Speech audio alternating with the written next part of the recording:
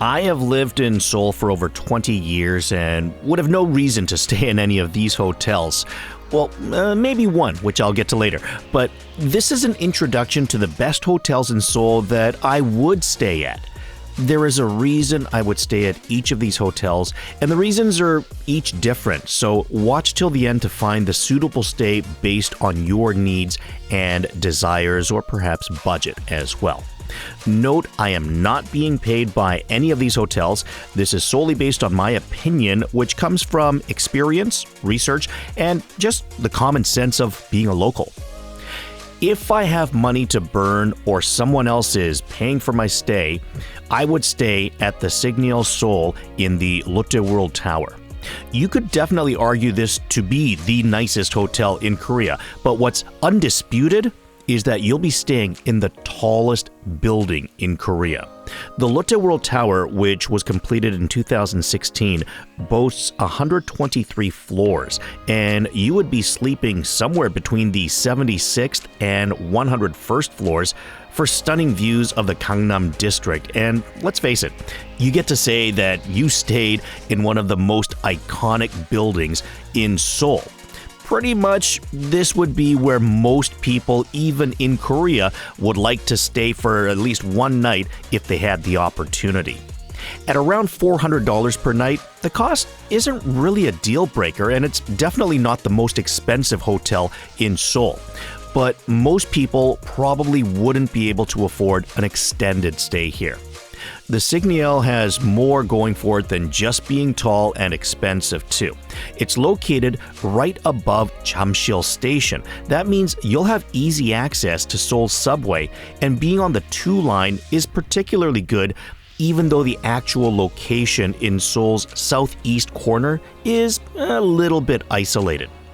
Whether you like to shop or not, having Lotte World Mall at your doorstep is also really nice, as the hub also includes a lot of good restaurants as well as other entertaining features like their aquarium.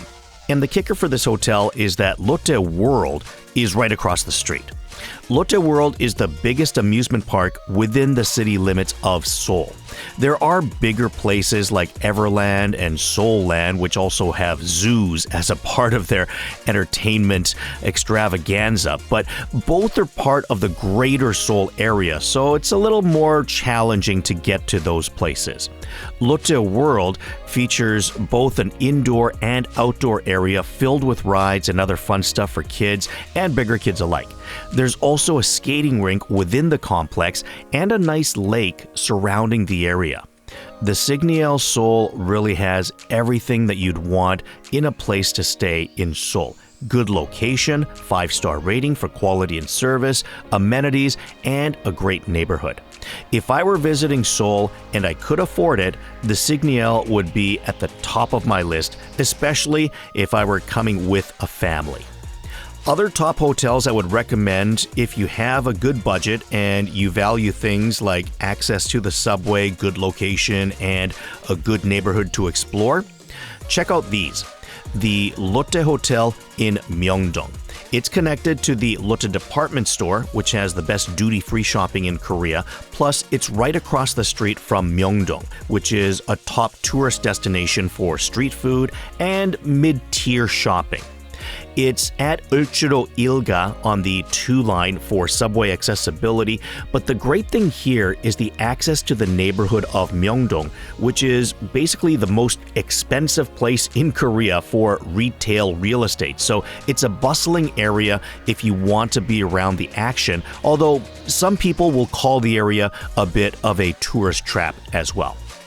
The Park Hyatt, Intercontinental Grande, as well as the Intercontinental Coex are each top-rated hotels located right at Samsung Station, connected to Coex Shopping Mall.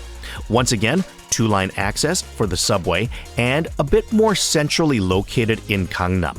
Coex Mall is also a great mall to be around when the weather is not as nice.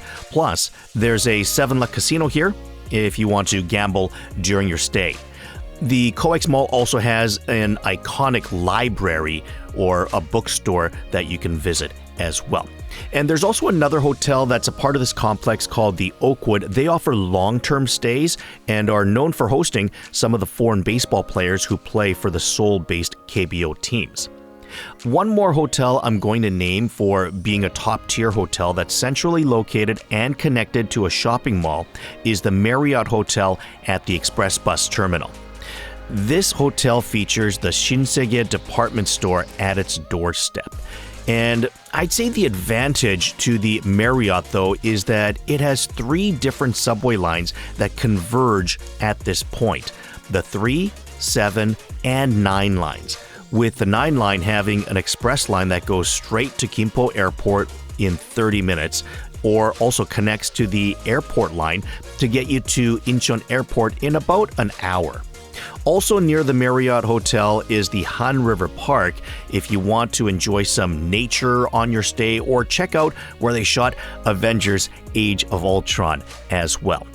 And not only do they have like the expensive shopping of the Shinsegae department store, but they do also have a shopping alley in the underground of the subway station as well. So it's kind of more of a bargain hunter shopping area, but it's about a mile long and there's a lot to see there as well if you're a bargain hunter. Now, let's say you can't afford to be spending $300 to $500 per night. The Holiday Inn Express in Hongdae is closer to the $100 range and is right at exit 4 of Hongdae Station. Hongdae is one of the most popular places to stay when visiting Seoul for a number of reasons. First off, it's a university district, so things are relatively reasonably priced, and there are a lot of fun places like bars, nightclubs, and coffee shops. Hongik University is also known as one of Korea's top art schools, so there are a lot of funky, artsy things in the area as well. And there are lots of designated areas for busking and street performing where people regularly gather to check out some of the stars of tomorrow, perhaps. If you can't find a room at the Holiday Inn, there are tons of guest houses and Airbnb rooms for rent in this area that will run you anywhere from $50 to $150 per night, depending on what you're looking for, as well as usually its proximity to the subway station or the main strip. If you're looking for a stay under $50 per night, it can be a little bit challenging to find a good place at that price point, but I've known people that have stayed at the Millenium Hotel right at Myeongdong Station Exit 5 that were impressed with the value, paying less than $50 per night during an extended stay, with their regular prices being right around $50 per night. And if you're looking for things as cheap as possible, right across the street from the Millenium, up the hill from Exit 3 at Myeongdong Station, there are a bunch of hostels and guest houses that can be cheaper, but you might find them to be a bit older, perhaps even a little bit run down. So again, I live in Seoul. I don't need to stay at a hotel here, but I have been to several of these hotels on occasion when friends or family visit or we do a staycation. And these represent what I would do if I were visiting Seoul on a budget or with someone else paying my bills. The one last thing I'll say is, for a staycation, I'd actually go to a hotel outside of Seoul proper, right by Incheon Airport. Now, the hotspot before was a place called Paradise City, and it is still a top 2 or 3 resort in Korea. But there is a brand new place not too far from Paradise City, right behind Incheon Airport, called the Mohegan Inspire.